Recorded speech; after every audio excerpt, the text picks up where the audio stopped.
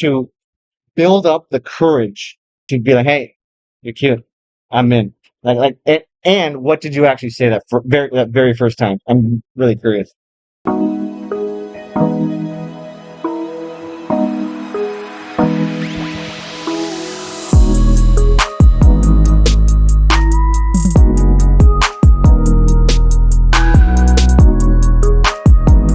What's the best thing about Vietnamese culture? The best thing. So I think that's we have the great community. We always thinking on the same page. We helpful and sharing a lot in my culture. I think that is the best. We all have the same goal in mind. Like we all want to improve Vietnam, like in general. Is Yeah, that I think that's one kind of thing. And another thing that I think that when we want to do thing and we try to do our best and with the help of a lot of people together do it, not only one person.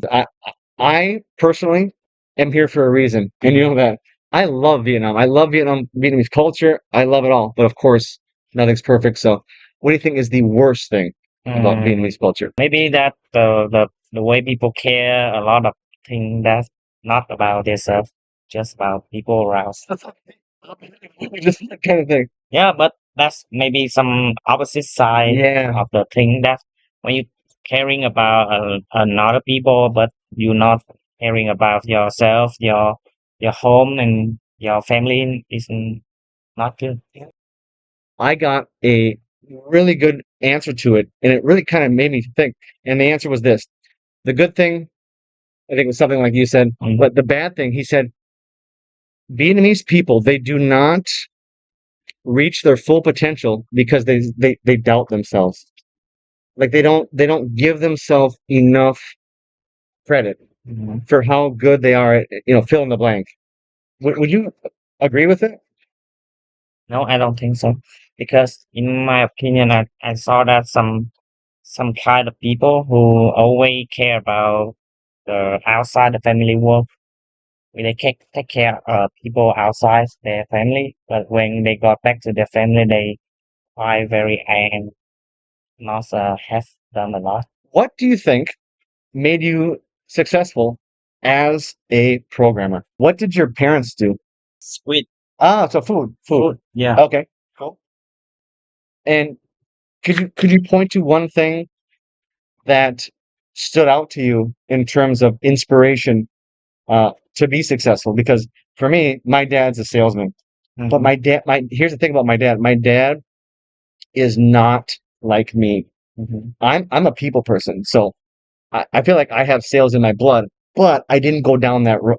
If I had a time machine, I would go back, just focus on sales. Like now, I'm slowly, like too slow, let's be honest, figuring that out about myself. I always say the more authentic you are, the more money you're gonna make. Kind of like on one of our classes.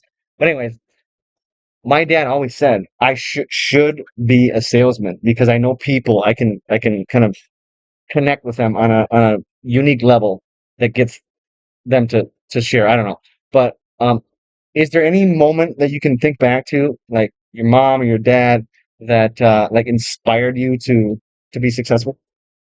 So for inspiration from my mom and dad is I think that maybe the way they grow me up, that they give me a freedom to be myself, That's and huge. That's huge, man. yeah, Yeah. that they don't force me to do anything that they want, but they give me a chance to prove it. And and I have I think that I have a characteristic that I don't want to lose anybody, so some kind of competition. Oh yeah. Yeah.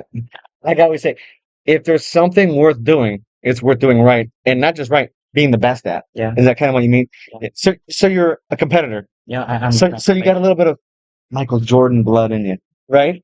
yeah. Or Kobe. I like Kobe. So Kobe. So that's my cousin, and he now working for Google in Australia. Holy shit! Hmm. Would you like to give him a shout out right now?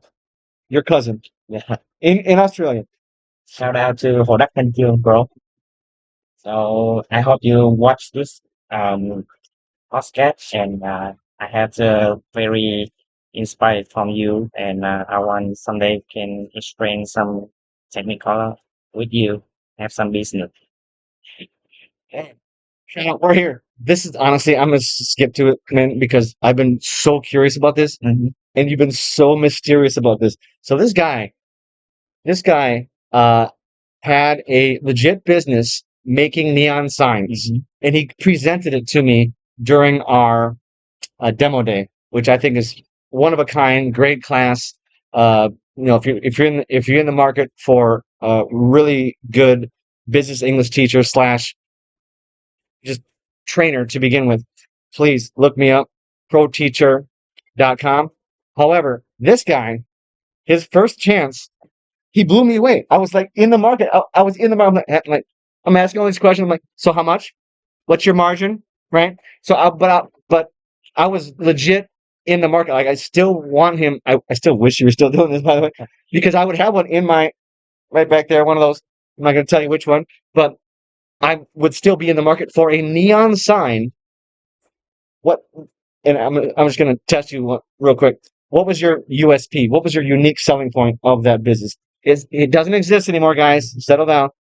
I was excited. What was your unique selling point about that? My unique selling point that when you make a neon sign, and I will listen to your story, your description about telling about your life, and I will create your own design to make you feel that every side you on by me, that behind that is a full story, and you can when your friend come to your house, and you can point to that left and tell them about story.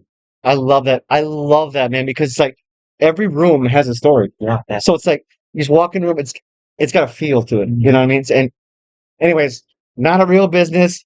He broke my heart basically in that moment.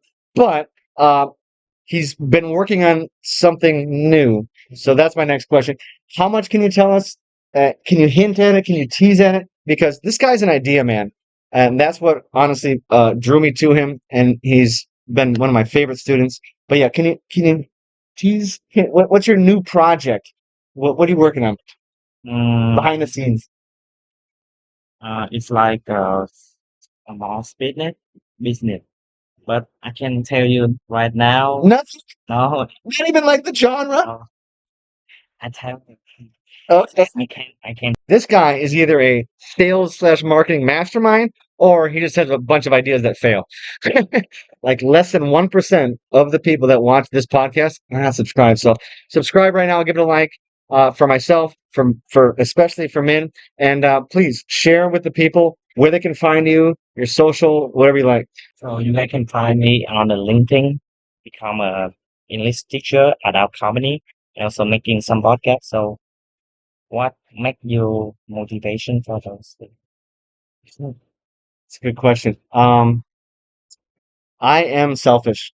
I'm Mm-hmm. selfish, but I've learned to, I guess, harness that selfishness, or at least be a little bit less selfishness. Excuse me, it'll be a little bit less selfish.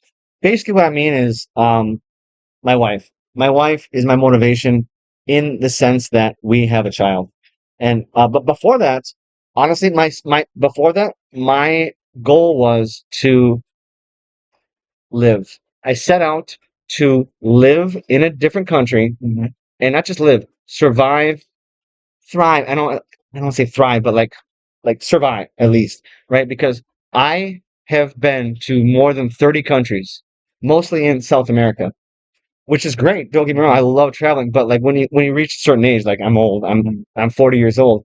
When you reach like that age, you need a deeper meaning to life. You can't. Not to mention, if I go up to a chick in like Colombia, but hey, how's it going? It's like, ew, like they're gonna be like, how old are you? Like it's creepy, right? So that and I wanted to challenge myself. That so before I met my wife slash had my kid, that was my motivation. Survive 1 year in Vietnam. Mm-hmm. And I picked Vietnam because three things: weather, food, women. And the third one worked out tremendously. Um, so yeah, guys, if you guys are considering moving here, what, what would you say? Like, to I know you guys are like hiding in the woodwork maybe, but if you know some guy watching this podcast is consider like American is considering moving to Vietnam, what would your advice be? Would you say do it and why? Very friendly, and I don't think that's a movie maker for those. It's a Yeah, real thing. yeah, they're not. Yeah, exactly. They're not faking it. You can Hmm. tell they're being authentic. I would always say like, do it yesterday. What are you waiting for? So that's kind of why I created this podcast is to inspire to just go for it. You know, like move to Vietnam, start your own company. You know, be a programmer. Yeah. But whatever you do it with passion. Mhm. I think that's kind of like my message. So, last question: did you have fun? Yeah. So we try it.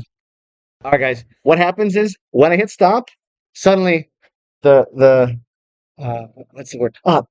The armor just drops, and it's like that's what I want the real thing to be about. He asked me, "Do you talk to yourself in the mirror?" I said, "No." He said, "I do all the time. It's helpful," which I think is very powerful. So, what did you tell yourself in the mirror, if you did, to build up the courage to go and break the ice, to be like, "Hey, you're cute. I'm in." And what did you actually say that very first time? I'm really curious. So for break the ice, didn't do that because I have my own self to break the ice. Yes, but when I talk to myself in the mirror, I try to persuade myself that how beautiful she is, how knowledge she are. So you would say that to the mirror. Yeah, You say, okay. So like, hey, you're beautiful. how no, I would say that. Hey, man, you know, do you see that she's beautiful? And do you see that You're it's not? still talking to yourself. Yes. Oh, so you're not like doing like, so it's not like you know how I do like action. So it's not like that. It's like No, no, no. you're like talking to yourself. Yeah. Ah, so you're like, hey man, you realize that this is a huge opportunity. It's kind of like a like so you're like you are correct me if I'm wrong, but it sounds like you are your own therapist. Ah, that's cool, man. Nice. Something like that. When I make a decision to get a new opportunity for my new job, new career, I try to send it to talk to myself that how uh, how good can I be and how I over another uh, candidate to be the ones who To be her boyfriend. okay. Yeah, that's dude. Thank you for sharing. And like I said, the second I hit stop, that's the goal. That's when the goal comes up because you realize who you're talking to, right? You're talking to my audience. My audience is Vietnamese mostly. Some Americans in there as well, but Americans considering moving here, but mainly Vietnamese that they struggle to express themselves. They struggle to be confident in any sort of like social or professional situations. You're like, you can do it, man. Yeah, you can do it. Yeah, that's very unique. I think that's valuable. So listen to Min. He knows what the heck he's talking about.